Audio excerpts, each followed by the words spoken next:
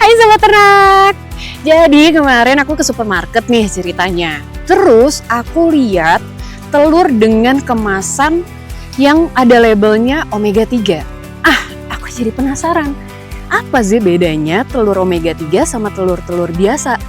Dan kenapa telur omega 3 yang dijual itu kok bisa lebih mahal ya harganya? Gimana ya dari sisi bisnisnya? Gimana kalau kita langsung aja cari tahu? Let's go!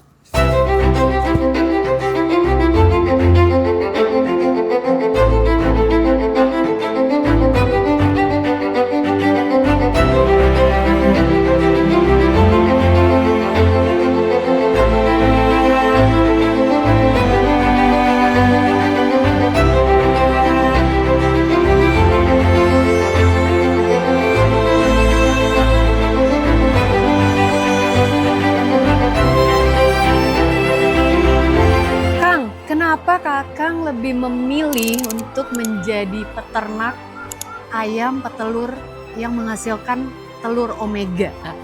Kenapa memilih itu? Karena masih jarang yang terjun di ayam petelur itu yang untuk menghasilkan telur omega gitu. Oke. Kalau misalnya telur omega sendiri itu kan semua jenis ayam petelur itu sama. Oke. Cuman nanti hasil yang diberikan itu ada yang telur yang biasa dan telur yang omega. Oke.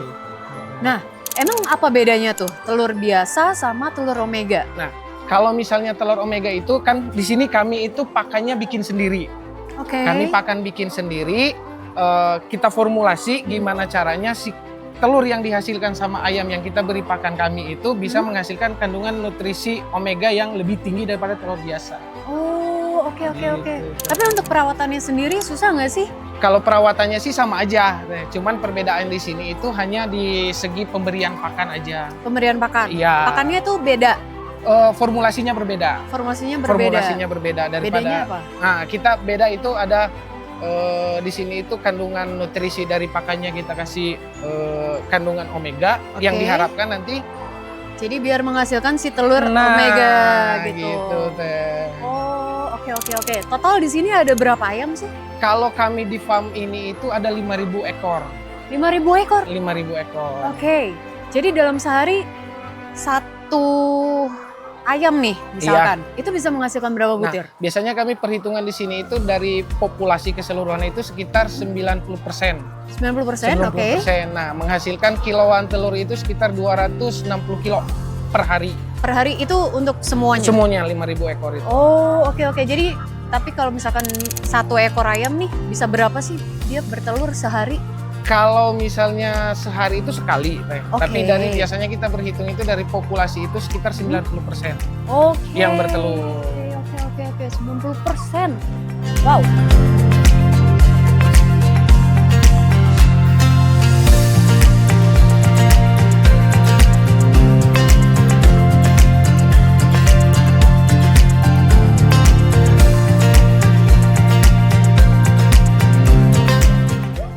Ngomong soal bisnis nih Kang, Iya. Ini udah berapa lama jalannya?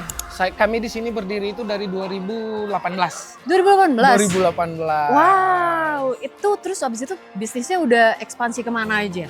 Kita sekarang total keseluruhan populasi kami itu ada 28.000 ekor. Berada di 3 lokasi. Di mana aja tuh? Lokasi pertama itu di Tanjung Sari di sini. Terus lokasi kedua ada di Sumedang Kota. Sama yang ketiga itu ada di Arjasari. Oh, oke. Terus kira-kira nih, kalau misalkan dari sisi bisnis, omset sebulannya nih, itu bisa menghasilkan berapa? Kalau kita berhitung omset itu, kita per hari itu dengan populasi 80.000 bisa 7-8 juta.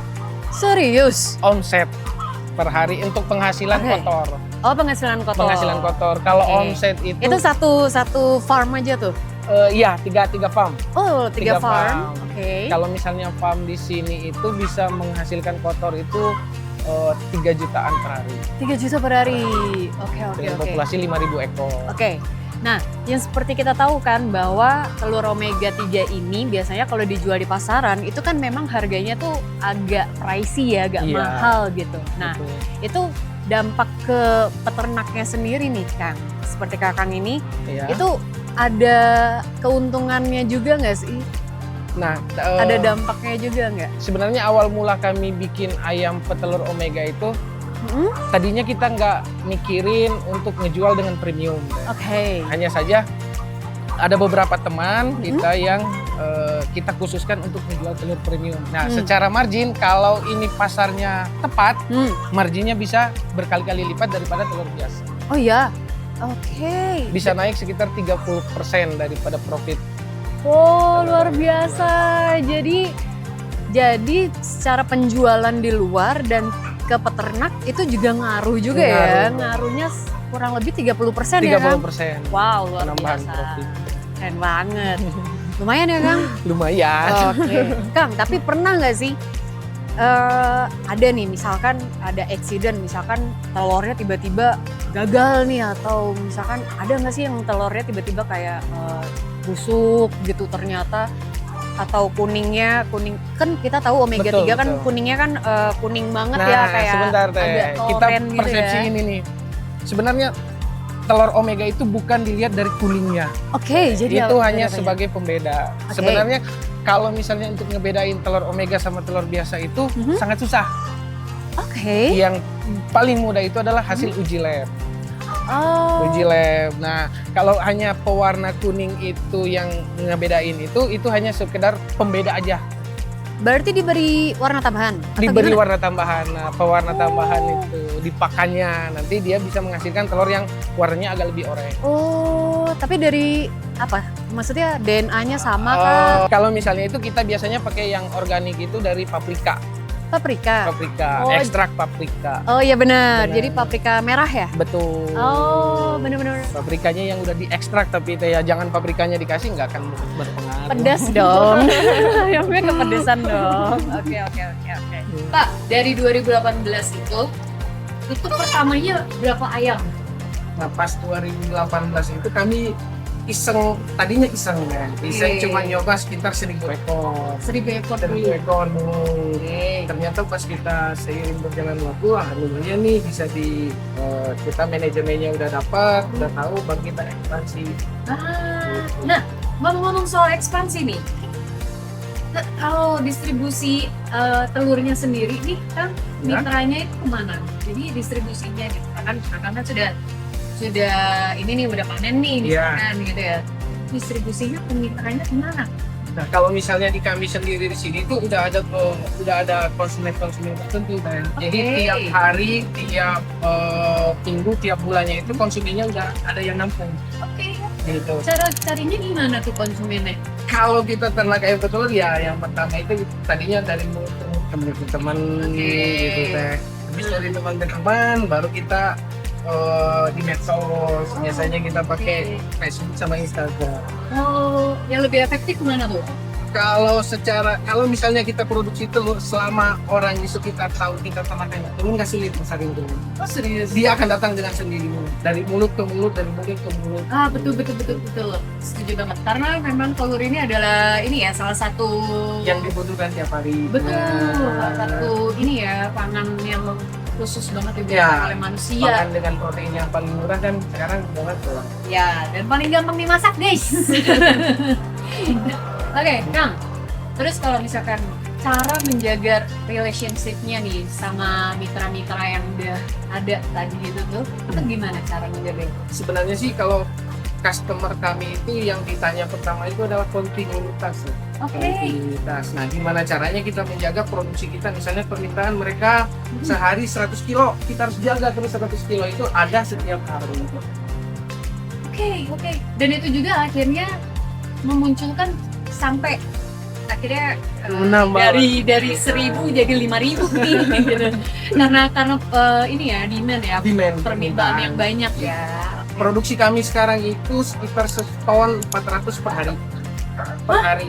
Itu pun masih kurang. Kan? Permintaan kalau kita ngikutin permintaan pasar itu bisa sampai 6 ton per hari. Sorry, itu kemana aja? Nah, itu dia konsumennya kami itu cuma ada sekitar 12 orang Oke. yang nampung seterusnya telur ini itu 12 orang. Nah, kalau ada konsumen baru ya kami nggak kasih dulu. Oh, Kita jadi diutamakan si 12 ini. Iya. Nah, 12 orang ini kalau boleh tahu siapa aja sih? Apakah pengusaha juga kah? Atau misalkan dari retail gitu atau gimana? Emang ada beberapa retail itu yang ke kita yang masuk ke kayak rumah makan itu khusus ramen, terus ke perhotelan, ada beberapa, tapi ada juga yang masuk ke pasar becek gitu. Biar Pasar becek teh naon? Pasar tradisional. Oh, pasar tradisional. Tiga 40%-nya kita masuk ke pasar premium, 60%-nya masih kita masukin ke pasar premium. Oh, pasar premiumnya tuh yang ada yang di packing. oh iya benar. Ada yang di packing, terus ada yang masuk ke yang dijual di supermarket ya. Itu kan harganya pasti up. Iya betul. Nah itu juga pengaruh kan ke peternak si 30% itu. 30%. Oke. Kang, kalau misalkan nih aku mau beli langsung nih di sini nih langsung ke peternakan, itu harganya beda nggak sih sama yang kalau misalkan aku beli ke supermarket mungkin? Ke warung gitu. Ke warung gitu. Sebenarnya kalau misalnya pembelian kan kita di sini ada sistem skala pembelian. Kalau misalnya sistem skala pembeliannya itu kita masuk ke reseller, itu ada minimal. Berapa minimal? Contoh minimal kalau di kami untuk harga spesial itu biasanya di 150 kilo. Wow. 150 kilo. Nah itu biasanya kita kasih harga spesial tuh.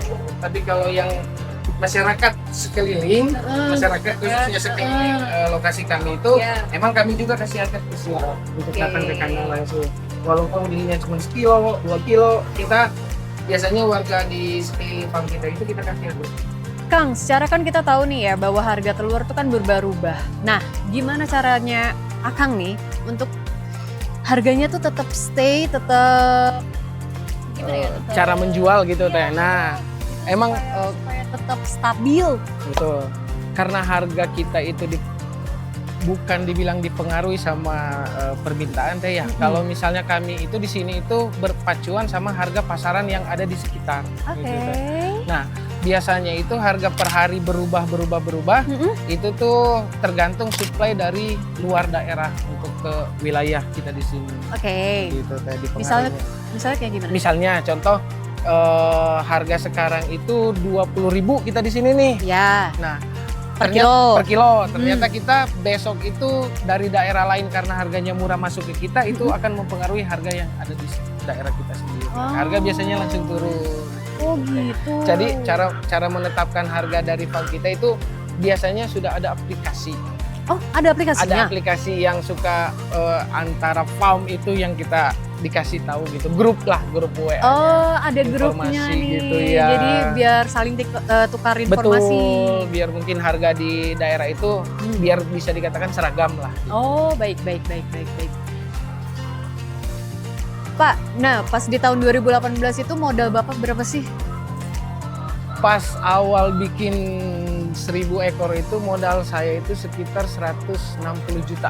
160 juta? 160 juta. Duit itu teh untuk sama bangunan, sama ayam. Udah sama kandang. Makan, apa segala macam gitu. 160 juta. 160 juta. Tapi kalau untuk saat ini itu modal untuk kita kan hitung per ekor. Modal per ekor ayam itu di kisaran 220 sampai 300 ribu per ekor. Oke. Sekarang boleh kali Kang bagiin tips nih buat teman-teman supaya gimana sih caranya kalau untuk memulai bisnis peternak ayam telur Omega ini. Kalau misalnya dibilang tips di bidang peternakan yang paling mudah kami itu adalah usaha ternak ayam petelur, paling mudah di antara yang lain. Yang penting dengan catatan kita jaga manajemen produksinya, manajemen kesehatannya, sama yang paling utama adalah manajemen keuangan. Karena kalau misalnya kita keganggu di manajemen keuangan untuk ayam petelur, nanti kesananya juga akan kacau. Kang, tapi kalau misalkan nih aku punya uang 100 juta, terus habis itu beli ayamnya tuh dari kecil dulu atau langsung udah besar kayak gitu? Nah, kalau di ayam petelur itu biasanya ayam itu yang kulet yang siap produksi. Contoh? Yang di sini itu ini ayam udah berproduksi. Nah, ini ayam yang baru mau produksi. Bedanya apa? Bedanya dari umur teh. Nah, ini lebih muda? Ya, lebih muda. Ini lebih muda daripada yang sebelah sini. Kalau ini ayam udah hampir setahun, ini ayam baru sekitar 5 bulanan. Itu bulunya emang rontok sendiri? Iya, itu semakin ayam semakin tua, itu pasti bulunya agak sedikit rontok. Oh, gitu. Oke. Aku jadi punya pertanyaan. Mereka itu masa produktifnya berapa lama sih? Kalau farm kita farmnya ayam itu, ini? ya si ayamnya itu kita saranin itu batas maksimalnya itu di 2 tahun. 2 tahun. Ya, untuk farm yang kecil. Tapi kalau misalnya farm yang udah gede, biasanya usianya itu sampai di 18 bulan paling efektif itu. Oke. 2 tahun itu berarti 24 bulan. Kalau farm-farm besar itu biasanya 18 bulan. Oke. Berarti ini mereka jangka waktunya tinggal setahun lagi nih. Setahun lagi. Abis itu dipotong. Dipotong. Pak, kalau aku lihat nih mereka makanannya kayaknya khusus ya. Iya. Ini makanannya apa sih? Nah, kalau misalnya di kita itu di ayam petelur ini disebutnya bentuknya mash. Mash. Ya, ini tuh campuran dari beberapa jenis bahan baku. Ada jagungnya. Oh iya. Ada jagungnya. Terus marah makanannya diambil. Terus ada dedaknya gitu teh. Kalau misalnya nih guys, makanannya tuh ada jagung. Ada apa lagi? ada dedak, Dedak, ada tepung daging, atau MBM, ada SBM atau bungkil kedelai. Oh. Jadi campuran beberapa jenis bahan baku. Oke, siap. Tapi ini makanannya produksi sendiri atau beli? Nah, kami produksi sendiri kebenaran teh di sini. Di sini disebutnya itu sistem kami itu full mixing. Oh iya. Jadi kita formulasi bahan bakunya itu sendiri. Nanti ada kalau misalnya mau lihat boleh kita lihat. Mau dong. Gimana kalau kita langsung lihat? Oke. Let's go. Oke. Nah, ini tempat kami ngaduk pakannya teh. Oh, diaduk. Ini ada mesin mixer. Oh, Nah, ini bahan bakunya. Oke. Yang tadi disebutin ini ada dedak. Oh ya. Oh, ini masih terpisah-pisah Iya. ya? Oke. Ini ada bungkil kedelai SBM. Baunya. Ini ada jagung yang udah digiling. Iya. Nanti yang di depan itu yang udah jadi, yang udah diproses pencampuran. Mana tuh? Yang ini di sini. Oh, ini mesinnya? Ya, ini mesin Segede ini? pengaduknya segede gitu. Sekali menghasilkan berapa ini nih? Sekali ngaduk itu 1 ton, 1000 kilo. Oh, wow. 1000 kilogram. Berapa karung tuh jadinya? 20 karung. Per karungnya kan 50 kilo. Pantesan sebanyak itu ya. Jadi mana yang udah jadi? Nah, ini pakan jadinya teh yang udah dicampur, yang siap dikasihin ke ayam. Oh, seperti ini guys. Nah, itu tadi teh dari bahan baku kami proses jadi pakan jadi. Nah, dari pakan yang berkualitas ini akan menghasilkan produktivitas yang tinggi sesuai dengan harapan kita. Iya. Enak kok tadi makanannya. Pantes ayamnya subur-subur. Nanti siapa tuh bisa bertelur tetehnya juga. Waduh. Nah, sekarang kita lanjut ke tempat nyortir telur. Boleh, ayo. Aku penasaran banget. Let's go. Asyik, telur. Nah, ini dia guys. Nah, ini dia telur yang hasil kami sortir tadi teh. Wow. Ada yang kualitasnya grade A, kita timbang tersendiri. Nanti ada yang yang disortirnya. Ini yang udah jadi? Ini yang udah jadi, siap rapi. didistribusikan. Oh, ya. Oke, siap. Ini bagian Ini pembersihan. yang pembersihan. Oke. Nah, ini yang telur yang tidak lolos QC lah. QC. Baik. Gitu. Nah, biasanya yang tidak lolos QC ini diapain? Biasanya masak aja langsung. Masak. Kalau misalnya itu anak-anak biasa masak, atau enggak ada yang ibu-ibu dari sekitar beli kan harganya lebih murah. Oh, berapa tuh? Nah, selisihnya bisa sampai 7.000 per kilo. Oh iya. Iya. Kalau harga umumnya ini yang grade A-nya itu di 30.000, yang itu 23.000. Oh, lumayan ya. Ngirit-ngirit. Jadi telur sebelum didistribusikan dibersihkan terlebih dahulu dari kotoran-kotoran. Iya. Makanya tadi ada telur yang halus, ada juga telur yang kasar gitu. Jadi disortir lagi, dibersihin lagi. Ada yang pecah, terus ada yang warnanya emang cangkangnya terlalu tipis, itu yang kita nggak masukin. Oke.